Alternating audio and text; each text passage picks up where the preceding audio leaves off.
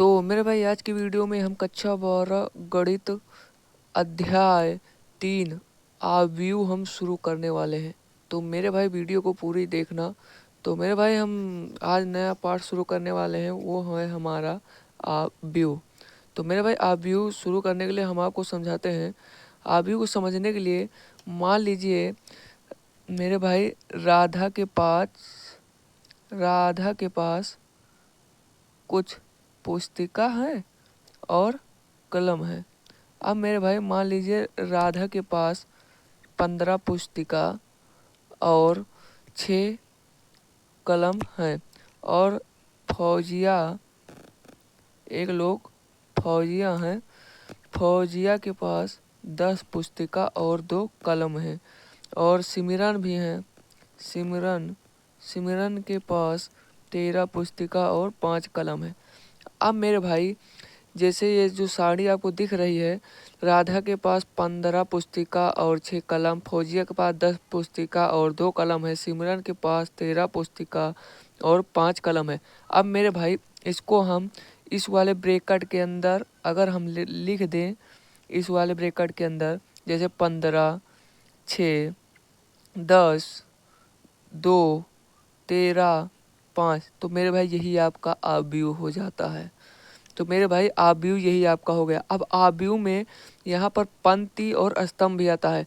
अगर मेरे भाई आप इस तरफ मतलब कि इस तरफ चलें, इसको जिसे कहते हैं आप क्षैतिज। अगर मेरे भाई आप क्षैतिज चलें मतलब कि इस तरफ, तो ये मेरे भाई आपका क्या हो जाएगा, ये आपकी पंक्ति हो जाएगी।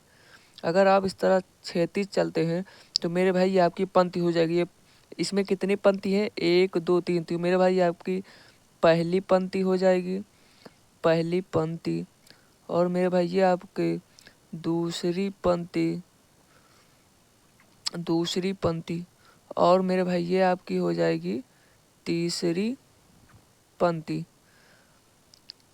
अगर मेरे भाई आप अगर ऊर्ध्वाधर चलें मतलब कि ऊपर से नीचे की ओर, जैसे इस तरफ ऊपर से अगर आप नीचे की ओर ऊर्ध्वाधर चलते हैं तो ये आपके स्तंभ हो जाएंगे। तो मेरे भाई ये आपका हो जाएगा पहला स्तंभ।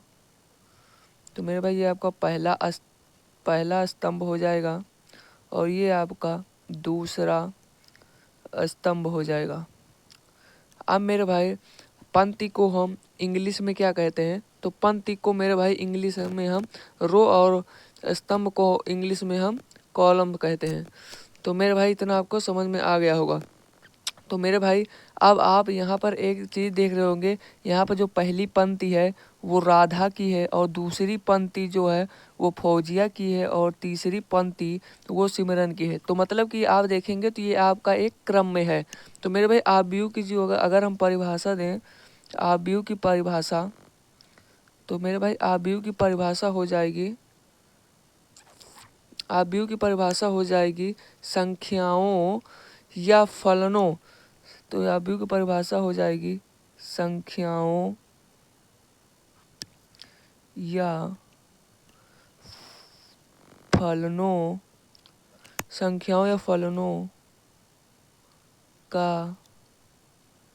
एक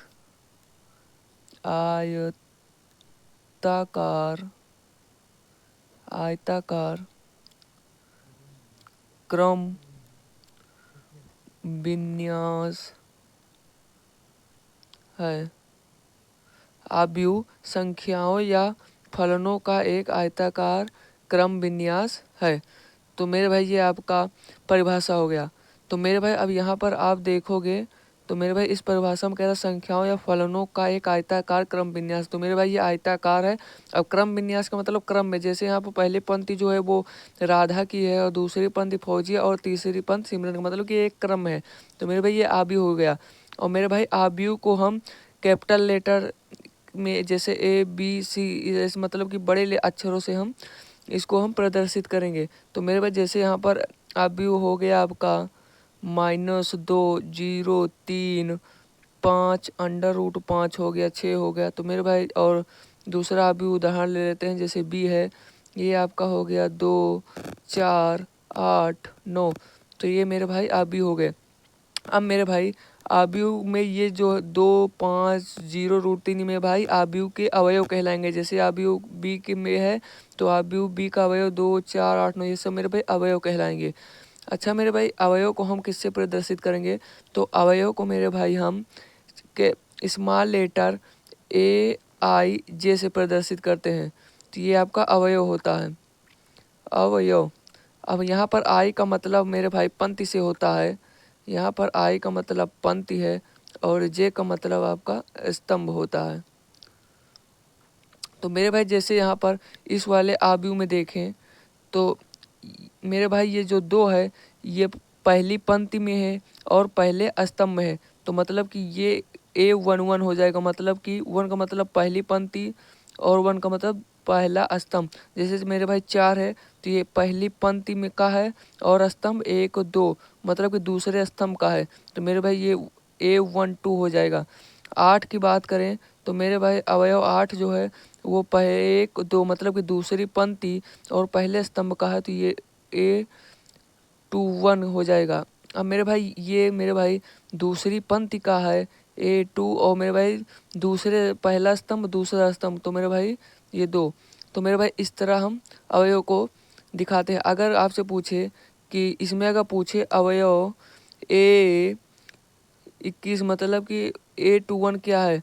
तो मेरे भाई यहाँ पर अवयव 21 का मतलब है कि दूसरी पंक्ति और 1 का मतलब है पहला स्तंभ। तो दूसरी पंक्ति कहाँ है? 1, 2 दूसरी पंक्ति ये रहा और पहला स्तंभ तो पहला स्तंभ ये मतलब कि 0 है। तो मेरे भाई इस तरह हम दिखाते हैं। अब मेरे भाई अगर हम कोट की बात करें तो आव्यूह की कोटि किसे कहेंगे?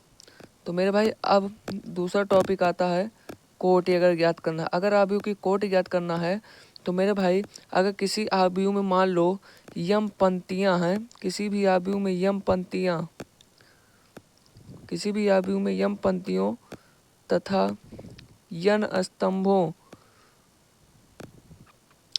स्तंभों वाले किसी आव्यूह को यम क्रॉस यन कोटि का आव्यूह कहते हैं।